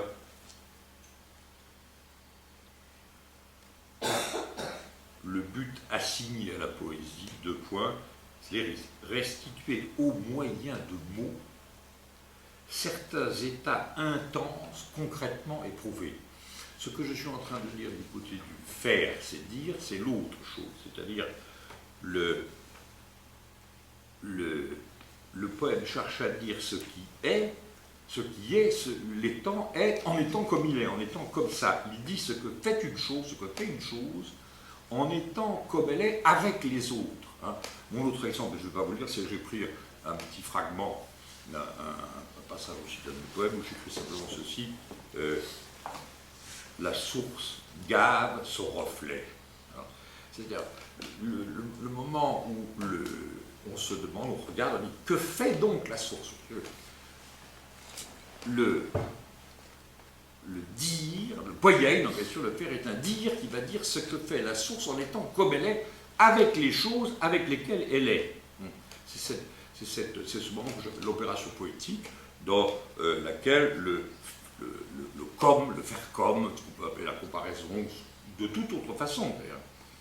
Si je dis la source gave son reflet, je ne dis pas j'ai ressenti le froid en mettant mon pied dans la source, je considère la chose, et comme tout à l'heure, l'orage menace, qu'est-ce que ça veut dire l'orage menace, quelle est l'imminence dans les phénomènes? Là, c'est que fait donc la source? Il me semble que ce que j'appelle l'opération poétique se joue, et c'est évidemment un débat, hein, non pas donc à la façon dont, au moyen de mots, je cherche à faire éprouver, faire passer ce que j'ai ressenti, mais dans le dire qui dit ce que fait la chose, à montrer ce qui est comme c'est. Bon.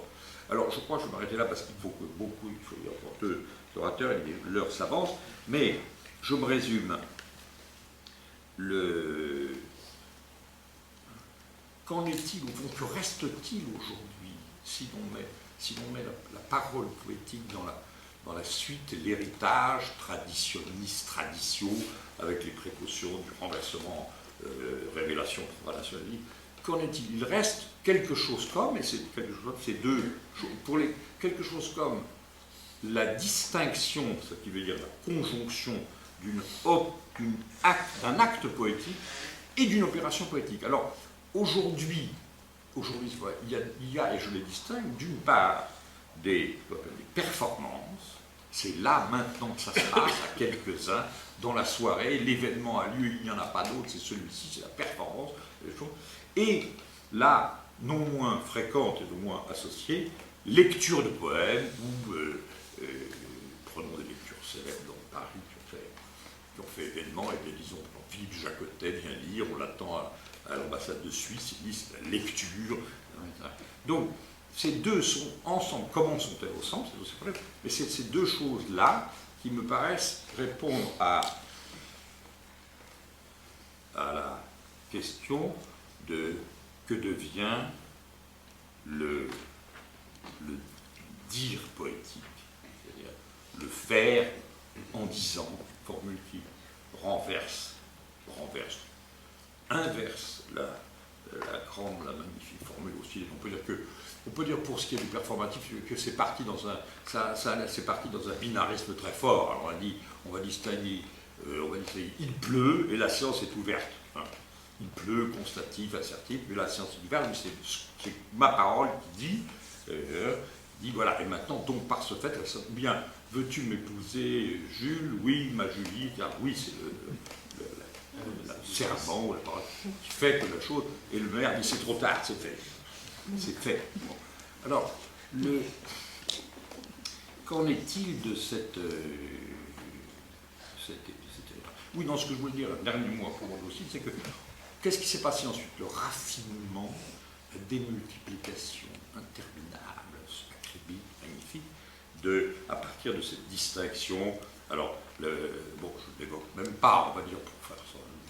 Par exemple, l'épisode Sœur de Derrida, ou tant d'autres épisodes. Finalement, tout énoncé est performatif, dans la mesure où le sujet s'engage. Alors, y a-t-il des énoncés dans lesquels le sujet ne s'engage pas? Est-ce qu'une affiche dans la rue, est-ce qu'une prescription, dans la sémiotique sociale, mais quand le sujet s'engage, il n'est pas... Le ton, comme nous le savons, le ton peut tout à coup ironiser ou amuser, etc.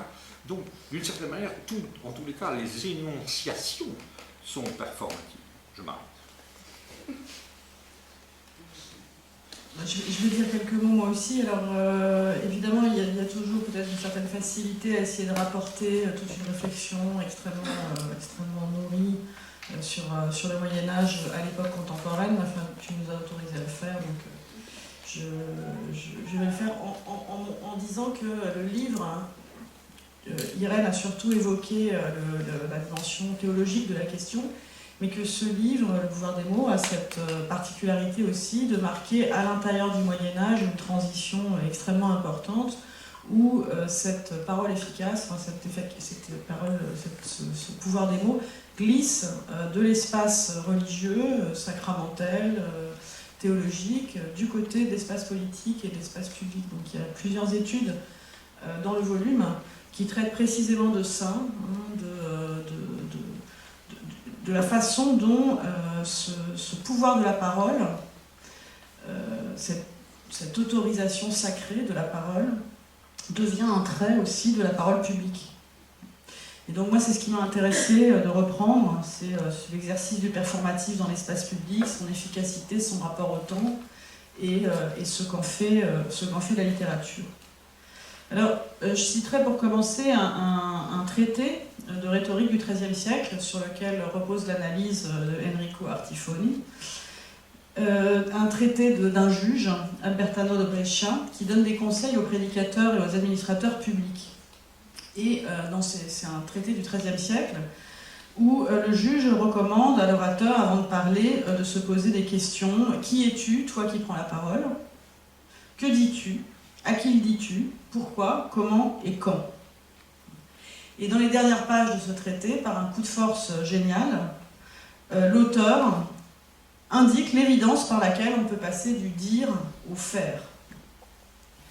Alors il dit, c'est tout simple, dans cette œuvre, je t'ai enseigné à parler, mais si tu veux obtenir un enseignement pratique, il te suffira, écoutez bien, il te suffira de remplacer, dans les pages précédentes, à toutes les occurrences, le verbe dire par le verbe faire.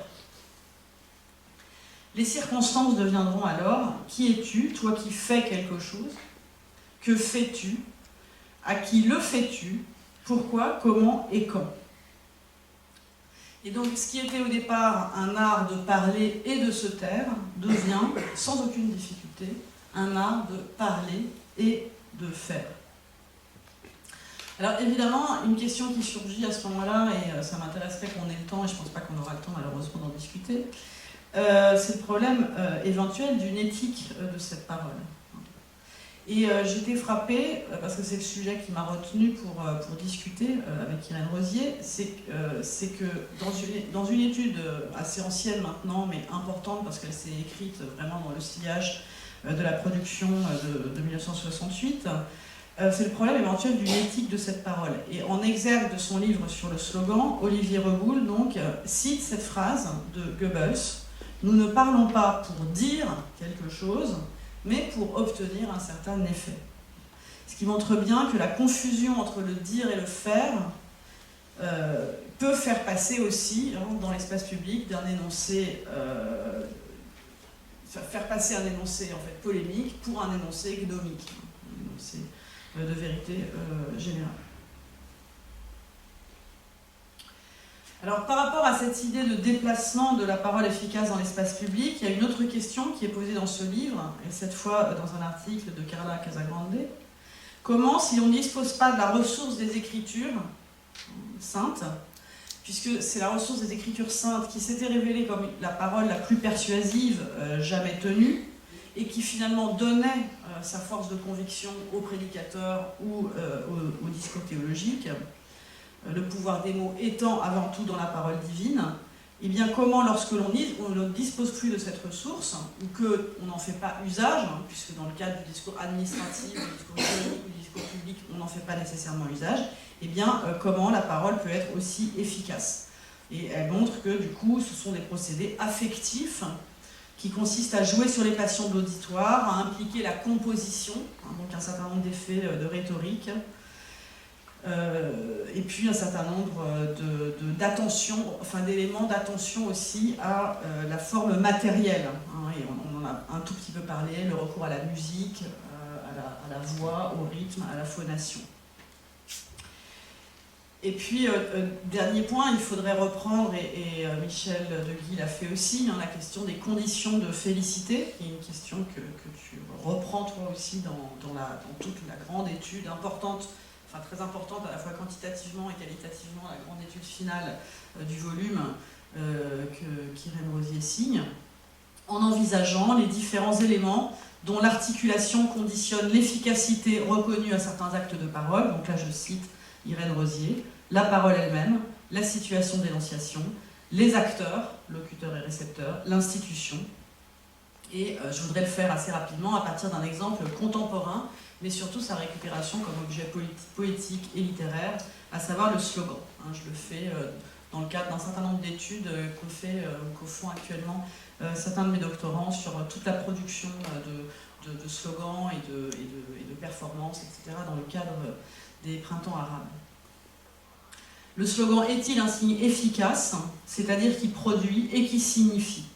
Est-il un énoncé opératif ou factif, par opposition aux énoncés cognitifs?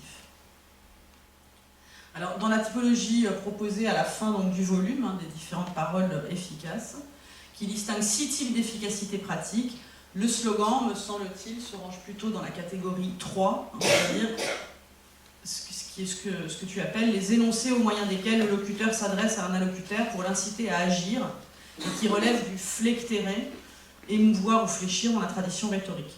Mais je pense aussi qu'il peut relever du type évoqué comme type 4, c'est-à-dire des énoncés qui ont comme visée la transformation de l'état mental de l'auditeur, de ses opinions ou de ses croyances. Alors le slogan, on le sait, engage une forme spécifique à l'action. Et d'une certaine manière, il produit autre chose que ce qu'il dit. Quelle que soit sa fonction apparente, sa fonction réelle n'est pas dans son sens, mais dans son impact. Non dans ce qu'il veut dire, mais dans ce qu'il veut faire. Il engage évidemment la dimension physique du discours et permet de mettre en évidence un aspect qui est aussi évoqué largement par le livre, qui est l'aspect de l'importance des supports. C'est peut-être aussi pour ça qu'il fait si souvent l'objet de récupération artistique, et notamment dans le cadre des avant-gardes. Alors, ce qui intervient avec le slogan et qui me semble est moins pris en charge par le livre, mais ça peut être intéressant d'en discuter, c'est que c'est une parole agissante, mais avec un sujet collectif. Et on a le problème de l'autorité collective dans le cas des slogans. Puisque ce qu'on voit bien dans tous les exemples que tu as rappelés là, c'est qu'il y a des qualités propres du locuteur qui constituent une condition d'efficacité, mais aussi des prérogatives accordées à ce locuteur, en particulier des pouvoirs qui lui sont conférés. Voilà. Alors là, quelles sont ces prérogatives dans le cas du slogan? Est-ce que c'est celle du nombre? Est-ce que c'est l'efficacité constatée des paroles prononcées qui permet de reconnaître les mérites de l'énoncé collectif? On peut en douter. Alors évidemment, ce qui est important aussi, c'est du coup de faire la distinction entre slogan contestataire ou slogan révolutionnaire et slogan de propagande. Puisque dans le slogan de propagande, comme je l'ai rappelé en citant cette phrase de Goebbels citée par Reboul, il s'agit de forcer l'adhésion à une idéologie et à une politique. Donc les enjeux ne sont pas exactement les mêmes dans le cas du slogan contestataire. En effet, la structure énonciative du slogan contestataire est en général implicitement tripartite, donc là on retrouve des enjeux que tu as évoqués, s'adressant à la fois à un adversaire et à un groupe, ce dernier étant bien souvent à la fois destinateur et destinataire du message. Ce qui est en jeu spécifiquement dans le slogan contestataire ou révolutionnaire, c'est la constitution d'un collectif qui s'exprime et s'auto-constitue en peuple dans le temps d'énonciation. Et c'est là, et je me demande l'intérêt que ça peut avoir pour la réflexion sur le Moyen-Âge, qu'il y a eu récemment toute une réflexion sur l'extension du domaine de la performativité, à la suite notamment des travaux de Butler, qui considère que l'acte de parole, donc c'est dans un collectif qui s'appelle Qu'est-ce qu'un peuple, de plusieurs philosophes, et dans cet article, dans l'article qu'elle donne pour ce collectif, elle dit que l'acte de parole constitué par nous, le peuple, nous sommes un peuple, vaut déjà avant toute profération par le rassemblement des corps en un même endroit. Et que la performativité en fait, d'un énoncé comme nous sommes le peuple, apparaît déjà dans la réunion des corps, que la réunion même des corps qui profèrent cette parole est déjà une assertion performative. Et elle en tire comme conséquence que, premièrement, la souveraineté populaire est un exercice performatif, mais aussi qu'elle implique nécessairement une assertion performative des corps. Donc là, ce sont vraiment les conditions d'énonciation, peut-être c'est aussi ce que voulait dire Michel Deguy lorsqu'il parlait de la performance politique, mais ce sont les conditions d'énonciation qui peuvent devenir véritablement conditions de félicité de ce performatif. Et Butler insiste beaucoup dans cette extension qu'elle fait donc, de la notion de performativité sur la dimension organique et corporelle, sur les mécanismes physiques de phonation, ce qu'elle appelle la partition sonore aussi du collectif. Donc c'est de cette façon-là que les slogans, on va dire contestataires ou révolutionnaires ou vraiment politiques, disons, ne sont pas rabattables sur les slogans de propagande ou les mots d'ordre. Parce que le mot d'ordre, il s'agit de faire faire, alors que dans un certain nombre de slogans, il ne s'agit pas simplement d'enjoindre ou de faire faire, mais également de dire, précisément, ou de faire croire par le dire. Et c'est ça la différence, c'est que on n'est pas dans quand dire c'est faire, on n'est pas dans faire faire, mais faire aussi un dire. Là, je rejoins évidemment ce que disait Michel Deguy. Et donc là, on le voit à toute la production poétique qui est rythmique, sonore, jeu de mots, etc. Et une des épreuves finalement de la distinction pourrait être la traduction. Que très souvent, le slogan véritablement contestataire ne se traduit pas facilement d'une situation à une autre, alors que le mot d'ordre, l'injonction, est quelque chose qui se traduit automatiquement. C'est à partir de là, lorsque le slogan n'est plus seulement un faire-faire, n'est plus seulement un mot d'ordre, mais aussi un dire, qu'il migre aisément dans la littérature et que la littérature peut en produire des formes. Donc il y a déjà un processus de littérarisation qui est à l'œuvre dans la production du slogan en contexte, et c'est cette littérarisation qui va être reprise éventuellement pour la détourner dans la littérature. Alors je ne voudrais pas, enfin on n'a plus beaucoup de temps, donc je voulais prendre deux exemples, mais je vais pas vraiment les prendre, je vais juste les suggérer rapidement. Donc le recueil de Maria Soudaïeva, traduit, écrit, disons, par Volodine, Slogan, qui propose 343 formes de slogans, mais qui sont des productions à la fois poétiques et contestataires, mais absolument pas, enfin, qui émanent d'un collectif, mais qui ne sont absolument pas récupérables pour la constitution d'un collectif. Donc, qu'est-ce qui se passe dans ce cas où en effet la littérature réabsorbe, enfin, défait cette question Oui, je voulais en lire. Bon, d'accord, j'en donne quand même un exemple. Non, non, ça va. Donc, sous la rubrique Connaître son corps, donc c'est un écho au kyste. Ne compte que sur tes paupières pour ne plus rien voir. Emprunte les passages étroits, cherche le revers des lumières. Écoute les langages étranges avec la bosse de tes yeux. Ne respire plus avec ta main droite. Si tu possèdes encore une membrane, mange-la. Ne parle par signe que dans l'obscurité. Ne t'engage pas sur les passerelles si tes os sont gris. N'ouvre la bouche que pour observer les ombres. Ne t'engage pas sur les passerelles si ton visage est sonore. Quand tu marches dans l'obscurité, contourne la bosse de tes yeux. Voilà. Et l'autre exemple que je voulais donner, il y aurait beaucoup à dire, il faudrait faire vraiment une analyse, mais je les saute. L'autre exemple, c'est un exemple très frappant aussi, très important à mon avis, c'est dans Le Palace de Claude Simon, qui est un roman que d'ailleurs Michel Deguy a commenté à sa sortie en parlant à propos de ce roman de prose paralysée. Donc c'est un livre que Claude Simon écrit à partir de son expérience brève d'engagement dans les brigades internationales pendant la guerre d'Espagne, mais qui est aussi un texte qui est beaucoup écrit avec et en hommage au texte d'Orwell, au magnifique texte d'Orwell qui s'intitule Hommage à la Catalogne. Et tout ce texte est un travail sur la récupération précisément des slogans révolutionnaires et de montrer leur réification en slogan de propagande. C'est la façon dont le slogan révolutionnaire, à un moment, c'est-à-dire, et ça c'est aussi quelque chose qui m'intéresse beaucoup, c'est ce moment, et je pense que Irène a travaillé là-dessus, c'est ce moment où la parole efficace, faite pour être efficace, arrête d'être efficace. Qu'est-ce qu'elle devient ? Qu'est-ce qui est pour nous, par exemple pour moi qui suis athée, un énoncé comme je te baptise, c'est-à-dire la disparition du performatif. Et tout le roman Le Palace travaille aussi de manière très douloureuse, mais c'est aussi très intéressant, sur cette disparition de l'efficacité révolutionnaire du slogan. Et justement en montrant la congruence finalement entre un certain nombre d'énoncés de propagande, d'énoncés publicitaires, qui apparaissent aussi, qui clignotent dans le texte, puisqu'il utilise des typographies, il reprendra ce procédé dans les géorgiques, il utilise des typographies majuscules, voire des gras, voire des décrochages dans le texte, qui permettent de mettre l'accent aussi sur l'effet visuel du slogan. Et je voudrais juste lire une phrase que là, j'avais une assez longue analyse avec des questions, mais on n'a pas le temps, donc je voudrais laisser quand même la parole à Martin.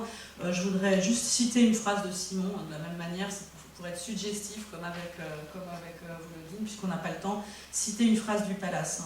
Maintenant, on pouvait lire ce qui était écrit sur la banderole. Toujours est-il que chacune des lettres était visible, jamais toutes à la fois, mais réapparaissant assez souvent, pour que l'esprit saisisse l'inscription en entier si toutefois il était besoin, même pour les paysans ou les ouvriers à demi illettrés qui composaient la majeure partie de la foule, de l'épeler mot après mot après qu'on avait lu le premier et le dernier. En fait, c'était la même interrogation ou la même implicite accusation, déjà repérée en leitmotiv par les gros titres des journaux qui traînaient toujours, et personne n'avait réellement songé à se donner la peine de la déchiffrer. La phrase, maintenant connue par cœur, se reformant d'elle-même dans l'esprit, chaque fois que s'imprimait sur la rétine la tache blanche de la banderole flottant sur 20 mètres de large, comme une écharpe de brume, une condensation, la matérialisation visible, sous forme de nuages planant au-dessus des têtes, d'un fantasme obsessionnel, tenace, inapaisable, quien ha muerto a Santiago. Prends le temps. Pour moi, je suis dans le quart tranquille. Je te donne ces vers afin que si mon nom aborde heureusement aux époques lointaines et fait rêver un soir les cervelles humaines, vaisseau favorisé par le grand aquilon, ta mémoire, pareille aux fables incertaines, fatigue le lecteur ainsi qu'un tympanon, et par un fraternel et mystique chaînon, reste comme pendu à mes rimes hautaines. Je te donne ces vers. Performatif ou non ? Et oui. De fait, ce qui est en jeu là, me semble-t-il, c'est que il n'y a pas d'autre moyen de dire qu'on donne ces vers que de les donner, et il n'y a pas d'autre moyen de les donner que de dire qu'on les donne. Donc si c'est un performatif, eh bien, il faut réviser très sérieusement la distinction que fait Austin entre locutoire et illocutoire. Car de fait, je te donne sévère, par sa structure grammaticale elle-même, peut se confondre très légitimement avec un énoncé performatif, mais le verbe donner n'est pas performatif. C'est une performance, un acte. Et si je te dis, je te donne sévère, je fais bien performatif. C'est-à-dire que nulle part, Baudelaire n'aura donné sévère à la destinataire, sinon dans ce sonnet, et nulle part dans ce sonnet, sinon dans l'incipit.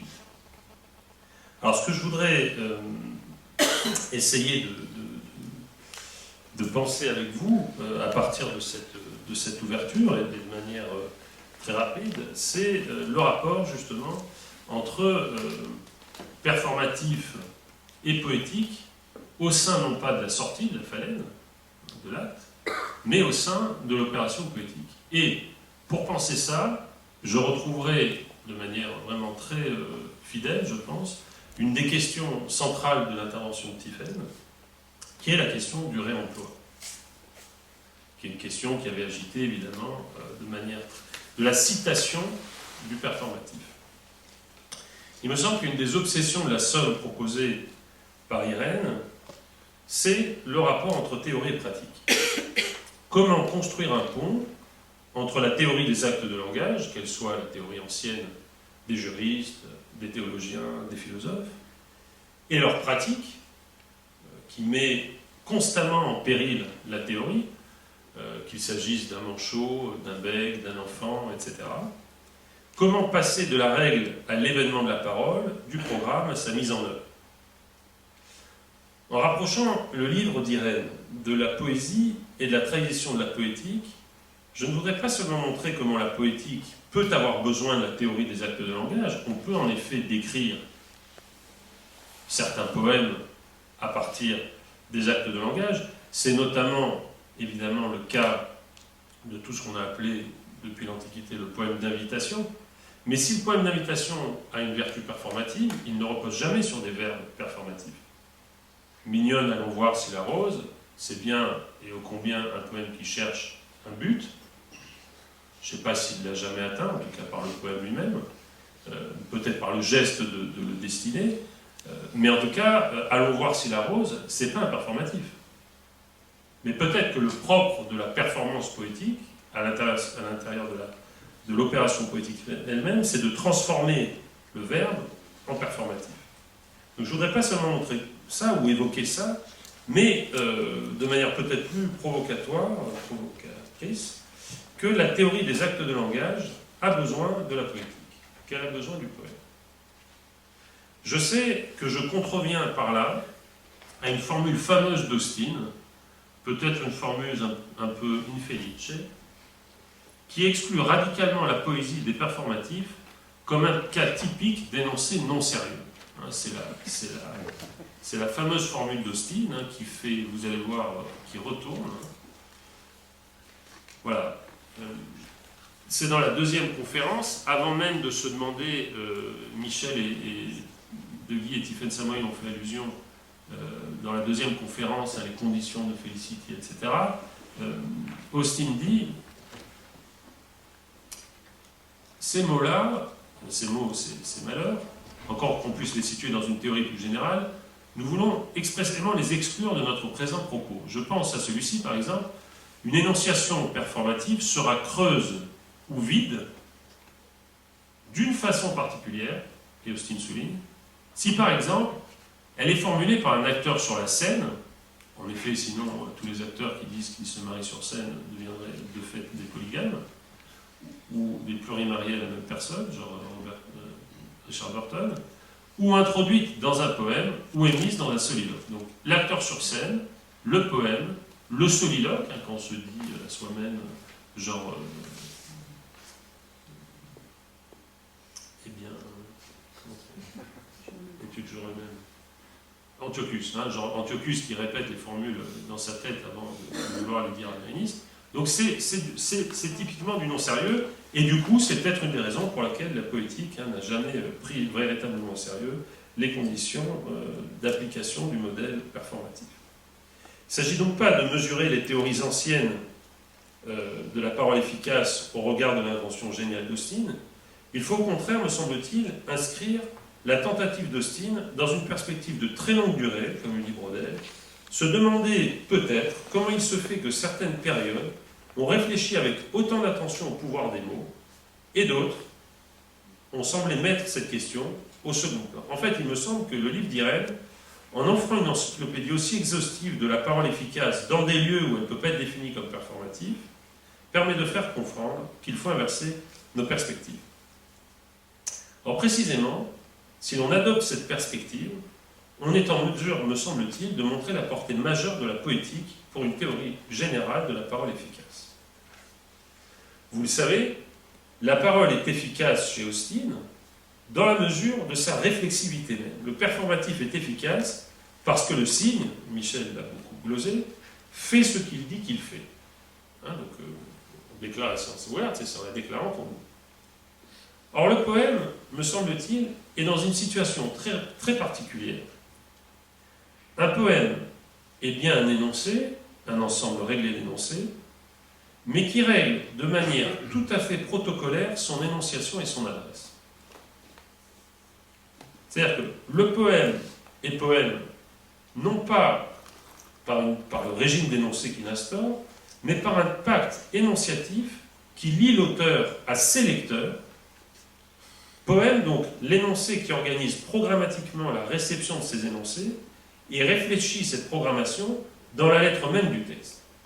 Et il suffirait de penser pour ça à l'Incipit de l'Énéide, Arma Wirunkekano, ce que je vais faire dans le poème, c'est chanter. C'est ça que je vais faire. Donc, le poème dit ce qu'il fait comme poème avant même de dire ce qu'il fait dans le poème. Et c'est ça sa réflexivité qui permet, à mon avis, non pas de recevoir des leçons de la théorie d'Austin, mais de lui en donner. Ce qui conduit évidemment à distinguer de manière rigoureuse les énoncés performatifs dans le poème, à l'intérieur du poème, ce qu'on pourrait appeler des énoncés performatifs internes, et le poème comme énonciation performative. On est donc, Austin aime bien parler de la réflexivité, c'est-à-dire donc du passage au carré des énoncés. Avec le poème, à mon avis, on est au moins au cul.